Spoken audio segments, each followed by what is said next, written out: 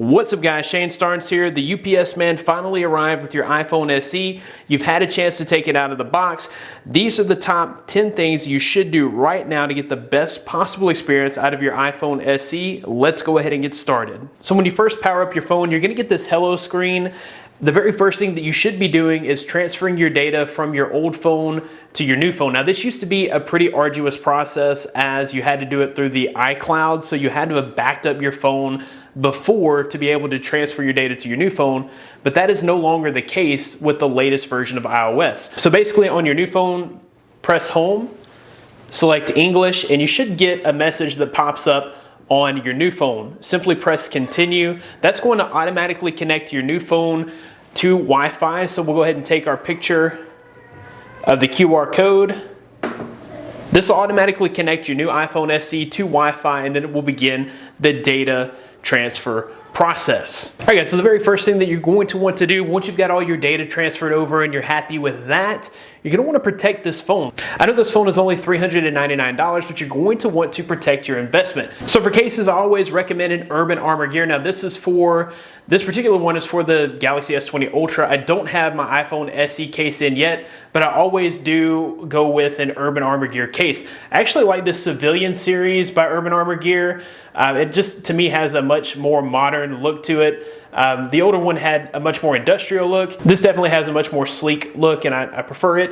These cases are going to provide your phone with military standard drop protection, so it's going to help with impact, and it's going to help to keep your glass safe. The other thing that you can do to keep your glass safe is a screen protector. My favorite is the Whitestone Dome. Now the reason I like the Whitestone Dome is because it doesn't fall off. This is a premium tempered glass product. It is applied with adhesive and a UV light. So once it's on there, it is not coming off until you were getting ready for it to come off. I've never had a screen break when using a Whitestone Dome screen protector and Urban Armor gear case.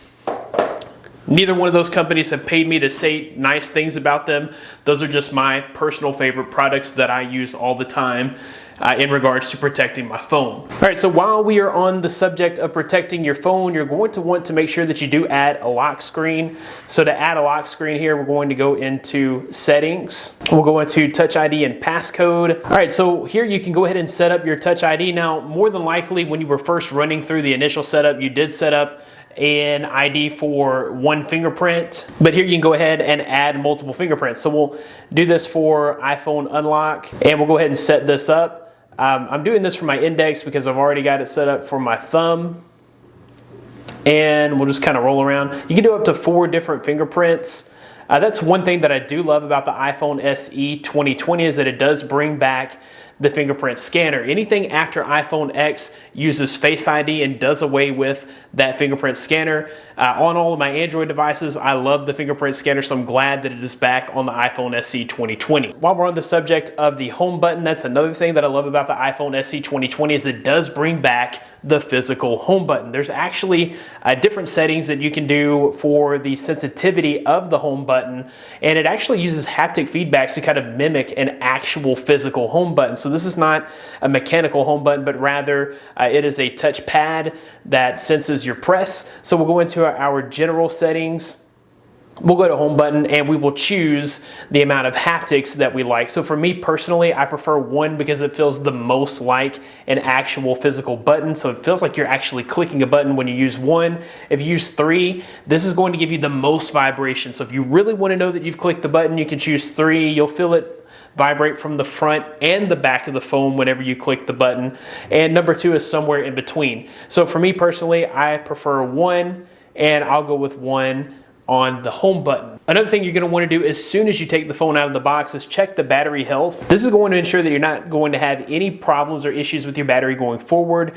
You want to make sure that you don't have a lemon directly out of the box. So we'll go into our settings, we'll go down to our battery settings, and then click on battery health. Now, if this says anything other than 100% on maximum capacity, you have issues with your battery, and you're going to want to return this phone for a replacement. So no matter which carrier you are on, you do have 14 days in the US to go and get a brand new phone if you see anything other than 100%. All right, the next thing you'll want to do is back in your battery settings, go ahead and turn on battery percentage. This way you can see your exact battery percentage right there in your notification panel, and it's just a quick and easy way. Normally you'd have to swipe up to see that battery percentage in the control center, but you can just add it to the notification panel. That way you can always see where your battery is for the day. All right, so next up, you're going to want to make sure that you do turn on Find My iPhone. So the way that you'll do that is you'll go into your settings, click on your Apple ID, and then scroll down to where you see Find My. So you'll go ahead and turn on Find My iPhone. Make sure that that is turned on.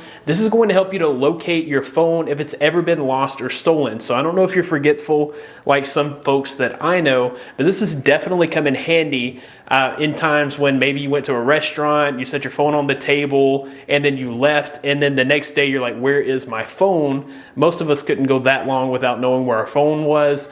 But this is definitely helpful in situations. This can also help the authorities in tracking down your phone if it has been stolen. You can also do things like remotely wipe your phone. So if it is stolen and this is turned on, you can go to iCloud.com/find and you can actually remotely wipe your phone. I think you can even turn on an alarm on your phone, so that way the person who stole your phone knows that the phone has been stolen. Maybe they'll toss it and you can locate it later. If you are on a limited data plan, so maybe you have like a 5 gig per month cap or a 20 gig per month cap, one thing that is set by default on your iPhone out of the box is Wi-Fi Assist. So the idea behind this is that Apple always wants you to have the best possible experience on your cell phone. If you happen to be on a Wi-Fi network that is not super strong and you go to download a file, maybe you'll see that the file downloads slowly, or maybe pages won't load as fast as Apple would like for them to load on this brand new phone. So what they have is Wi-Fi Assist. It's actually going to be using your mobile data when you think you're using Wi-Fi. So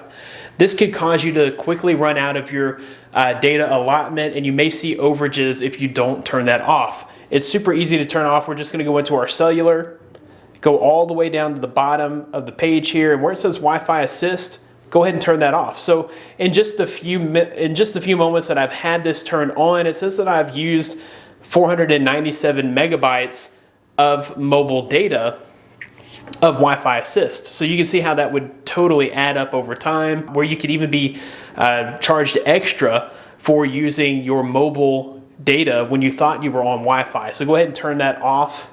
Unless you have an unlimited plan, then you may want to go in there and turn that on. All right, so the next thing that I like to do is I like to go in and turn on the Do Not Disturb. So the reason that I like to turn on Do Not Disturb is there are certain times of the day when I'm not going to be on my cell phone. So from the hours of 11 p.m. to about 5 o'clock in the morning, I don't like for my phone to buzz or ring or be notified of anything while I'm trying to sleep, because that can absolutely disturb my sleep patterns. So if you want to turn on Do Not Disturb, turn that on there. You can also turn on scheduled. So from like the hours of 11 to 5 a.m., if you know that you're not going to be using your phone, you can schedule that there.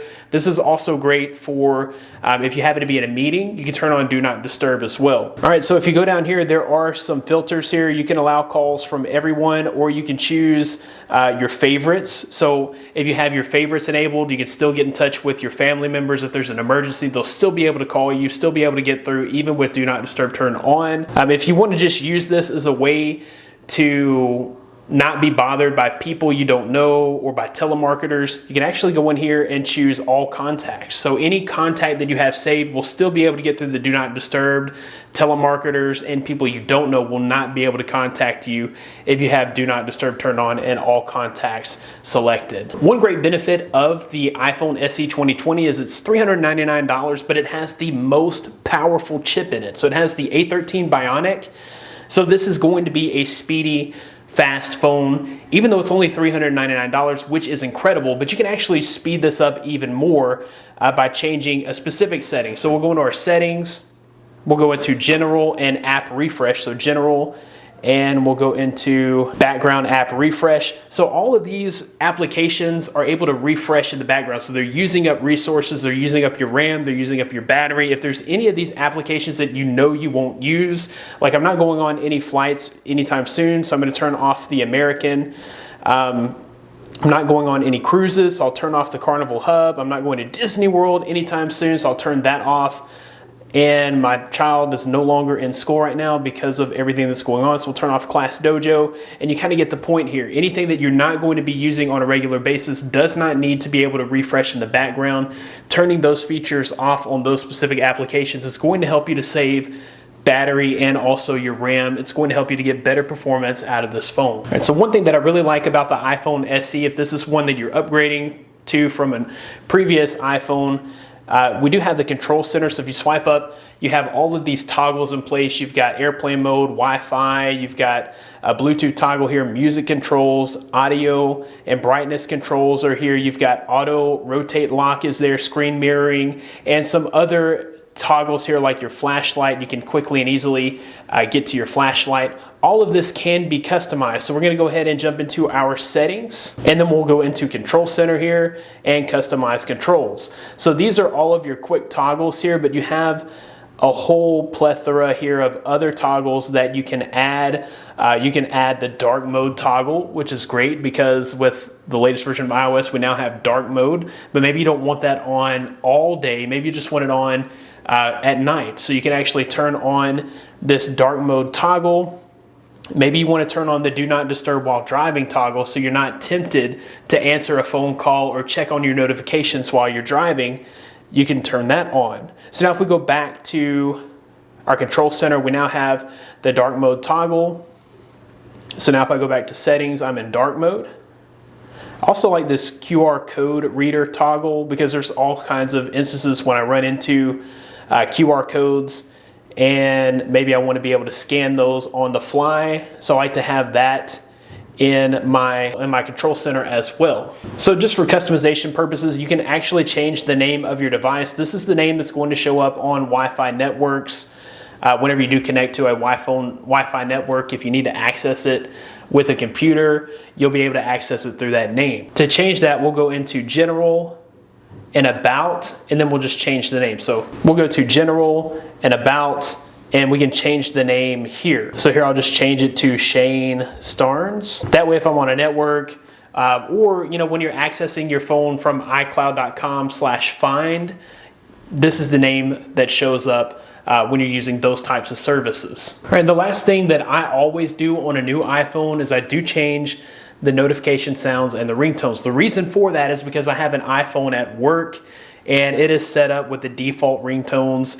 So if my personal phone rings with the default ringtone, it always puts me in that work mode. And if I'm trying to relax at home, I don't want to be bothered by my work ringtone. It also helps me to separate my personal phone from my work phone. If I hear the work phone default ringtone, then I'll know that's my work phone. If I hear the new ringtone on my new phone, then I'll know it's my phone. So I just go into settings, sounds and haptics.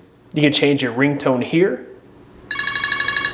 And anything that is not the default is something that I will go with. So I don't even care if it's this Apex, anything that's not the default to take me, back into that work mode is great for me. So if we go into the text tone, you can do the same thing here. Anything that is not that default notification is perfect for me. All right, guys, that about wraps it up for this video. Hopefully these settings will help you to have the best possible experience on your new iPhone SE. Make sure that you are subscribed to this channel for more content like this in the future. Thanks guys for watching. Be blessed. I'll see you in the next one.